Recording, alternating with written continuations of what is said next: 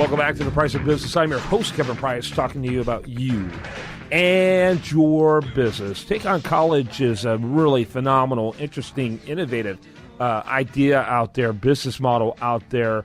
And Joel Ingersoll, Dr. Ingersoll, so that is the founder and president of it and a regular contributor on The Price of Business. How are you, sir? I'm great. How you doing, Kevin? Doing great. You guys are really different from a lot of the other businesses that are out there when it comes to college. I think most of them have kind of an immediacy factor in there. It's all about getting in. You're kind of all about making sure you make the most out of that incredible investment that kids and their parents are making financially in that 4 years of school. Talk a little bit about that. Exactly. You know, there are so many companies out there that are working very diligently with students to help them get into school. And one of the things I explain to people about Take on College is while we do help high school students, our primary objective is to really protect the investment of the families once their student gets into college. We want to help keep them in, keep them thriving, developing things like resiliency and problem solving and self-confidence throughout the 4 years that they're there. Yeah, no question about it. And to make it a great experience, you know, not just and how many bottles of beer do they drink in one weekend, but a great experience in terms of what they walk away with tools-wise, happier than they were before, more prepared for success, and all kinds of other factors that I think are so profoundly important and often ignored. Absolutely. You know, we really stress kind of going behind and beyond the curriculum that, you know, they are engaged in while they're in school, and we really, really want to help them develop things like how to approach professors and decision-making skills and skills that are really going to lead to successful transition, whether it's to a job after graduation or graduate school, whatever it may be. Yeah. There's an interesting article over there at slate.com that you brought to my attention that we were going to spend a little time talking about it, about helicopter parenting, which we hear so much about it, you know, and so often it's kind of a ha-ha-ha kind of thing, but the implications of it are pretty far-reaching. Talk a little bit about that and the article. Yeah, they sure are. You know, it's a hot topic and a hot label, actually, this time of year in particular. So a lot's being written about it, and this article in particular, and, you know, I've been working in higher education for, 15 years, so I'm certainly familiar with that term. It's been around a while. And, you know, basically the article's suggesting, correlation between overbearing parenting and the lack of development of certain skills in their student that lead to things like anxiety and depression, et cetera. So they really correlate the way helicopter parents are overinvested in their kids and the relationship between mental illness. Yeah.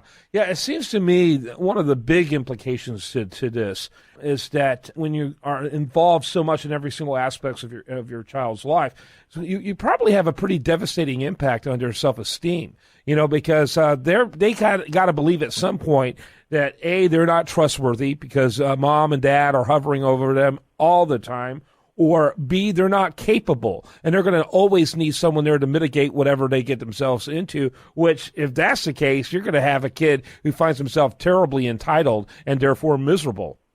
Right, and, you know, one of the things that we see on college campuses, and one of the things that Take on College works very diligently on with students, is to really help them problem solve effectively and efficiently.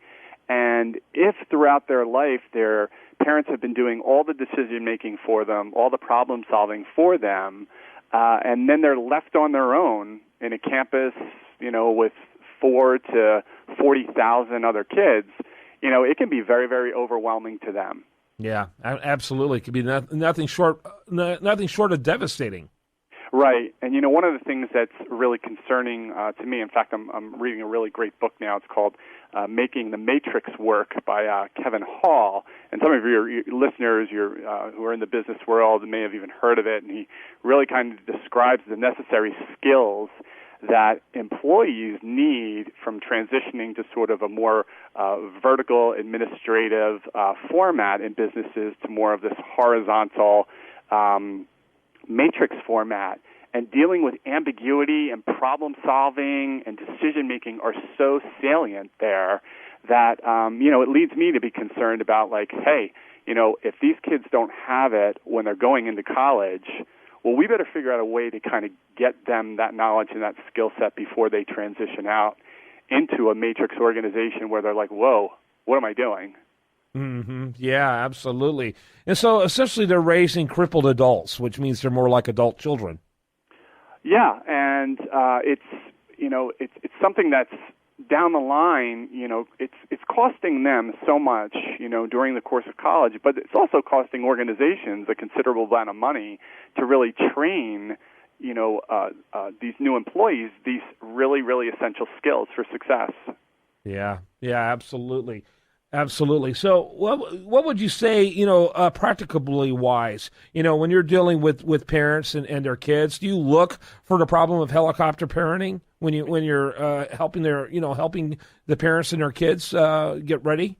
Absolutely. One of the things we're really, really excited about at Take on College is we're actually launching a group coaching program for parents. And this is for parents of college and college-bound students. And what we want to do is really kind of help them, and basically help them with the way that they're communicating with their student.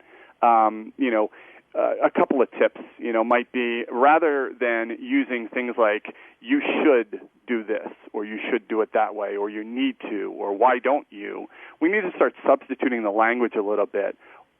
For instance, to challenge their student on, well, what will you do? Tell me the benefits of this decision, or what options are you considering? So you're engaging them in almost like a brainstorming session so that their student can develop the decision-making process and feel really confident about going forward and doing it their way and learning from their mistakes. Yeah, I think that's fantastic. When does that begin? This August. Wow, that's so great. August 1st, and people can look at the description that we have on our website and contact us, if they're interested. It should be pretty exciting. Yeah, well, I think it's fantastic, and I love the work that you do. I want the listener to check out the work of Joel Ingersoll over there at takeoncollege.com. That's takeoncollege.com. And as always, Joel, good to talk to you, buddy. You too. Thanks, Kevin. All right. When we come back, much more for you. Do want to remind you, best content here shows up over there at usdailyreview.com. You're listening to The Price of Business.